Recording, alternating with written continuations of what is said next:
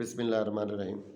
حضور نبی کریم رؤوف الرحیم صلی اللہ علیہ وسلم نے ارشاد فرمایا، الدنیا جیفہ، دنیا مردار ہے۔ جس دنیا کو ہمارے نبی پاک نے مردار کہا، ہم اسی کے پیچھے بھاگ رہے، ساری زندگی دنیا کماتے رہے، اسی کے لیے جو ہے وہ جیتے رہے۔ جو بندہ ساری زندگی دنیا کے لیے جیتا ہے، جب مر کے قبر میں جائے گا تو وہ بھی مردار ہی ہو جائے گا، جسم گل سڑ جائے گا۔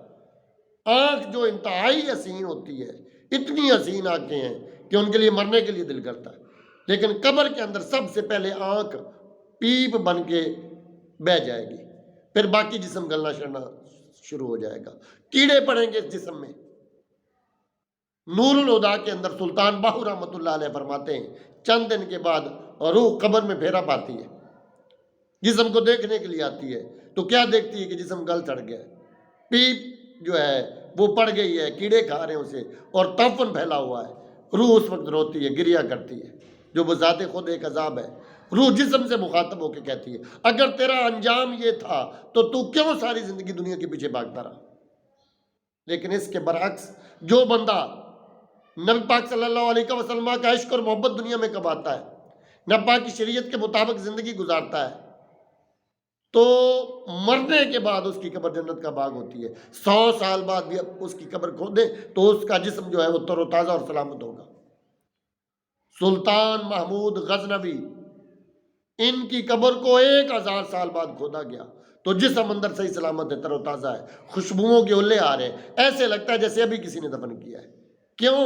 ان کے سینے کے اندر نبی پاک کا عشق اور محبت تھا، اتنا عشق اور محبت تھا، کبھی انہوں نے بے وضو نبی پاک کا نام نہیں لیا۔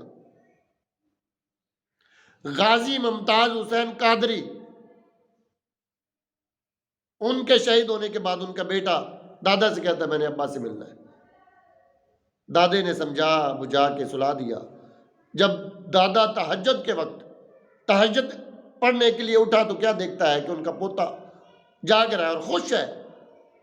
کہا بیٹا سو جاؤ، صبح اسکول نہیں جانا؟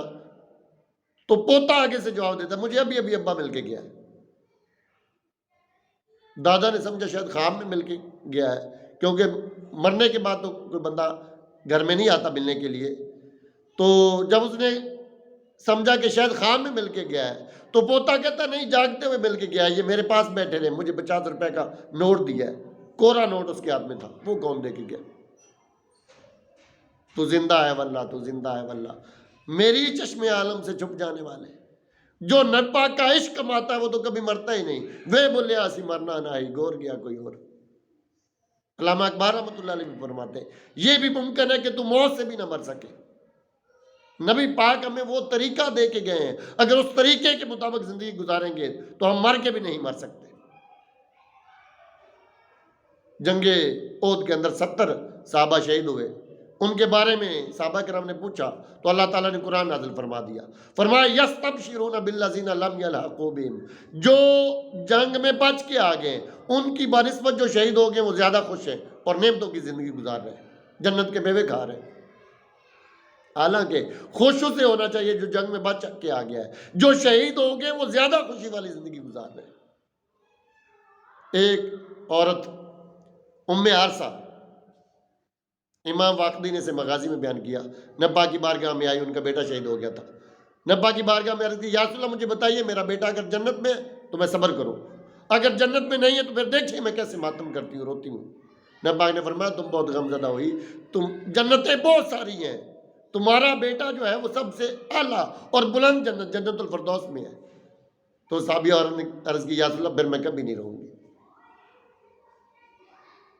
شہید اور دائمی ذکر کرنے والے لوگ، نبی پاک کی شریعت کے مطابق زندگی گزارنے والے لوگ جو ہیں وہ مرنے کے بعد ہمیشہ کی زندگی پا جاتے ہیں، چاہیں تو زمین پہ آئیں، چاہیں تو ہواؤں میں چلیں، چاہیں تو آسمانوں پہ جائیں، چاہیں تو جنت میں جنت کی نعمتیں کھائیں، اور چاہیں تو اللہ کے عرش کی کندیلوں میں بسیرا کریں۔ سارے جہان میں، ساری کائنات میں ان کے لیے کوئی روک ٹوک نہیں ہوتی۔ ایسی عظیم زندگی اللہ انہیں عطا فرماتا ہے۔ یہ زندگی کمانی تھی جو نبی پاک کے عشق اور محبت سے ہمیں ملنی تھی، لیکن ہم نے تو ہر محبت کمائی، نہیں کمایا تو نبی پاک کا عشق اور محبت ہی نہیں کمائی۔ جھوٹے نعرے لگاتے ہیں غلامی رسول میں موت بھی قبول ہے، جو ہو نہ عشق مصطفیٰ تو زندگی فضول ہے، لیکن 5 وقت کی نمازیں پڑھنا ہمارے لیے مشکل ہے۔ نبی پاک کے طریقے کے اوپر کتنا چل رہے ہیں؟ کیا تمہارے گھر میں دین ہے؟ کیا تمہارے گھر میں پردہ داری ہے؟ کیا تمہارے گھر میں شریعت کے طریقوں کے اوپر عمل کیا جاتا ہے؟ اگر یہ چیزیں ہیں تو سب تمہیں نبی پاک سے محبت ہے۔ خود نبی پاک نے فرمایا من احب سنتی فقد احبنی، جس نے میری سنت سے محبت کی اس نے مجھ سے محبت کی۔ آج ہم نے شریعت کو ایک طرف رکھ دیا ہے اور اپنی مرضی کی زندگی گزار رہے ہیں، حالانکہ مسلمان جو ہے وہ شریعت کا پابند ہے، وہ ایسی خواہش بھی نہیں کر سکتا جو شریعت کے خلاف ہو، لیکن ہم نے کیا کیا؟ ہم اپنی مرضی کی زندگی گزار رہے ہیں، نہ نماز، نہ روزہ، نہ حج، نہ زکوٰۃ۔ حالانکہ نبی پاک کا عشق اور محبت وہ چیز ہے جس کی وجہ سے ہم قیمتی ہیں، اشرف المخلوقات ہیں، ہمارے سروں پہ خلیفۃ اللہ فی الارض کا تاج ہے۔ علامہ اقبال رحمۃ اللہ علیہ فرماتے ہیں بجھی عشق کی آگ اندھیر ہے، مسلمان نہیں خاک کا ڈھیر ہے۔ اگر نبی پاک کا عشق سینے میں نہیں ہے تو یہ تو ایک مٹی کا ڈھیر ہے، یہ تو چلتی پھرتی مٹی ہے۔ اللہ تبارک و تعالیٰ اقبال سمجھنے کی توفیق عطا فرمائے۔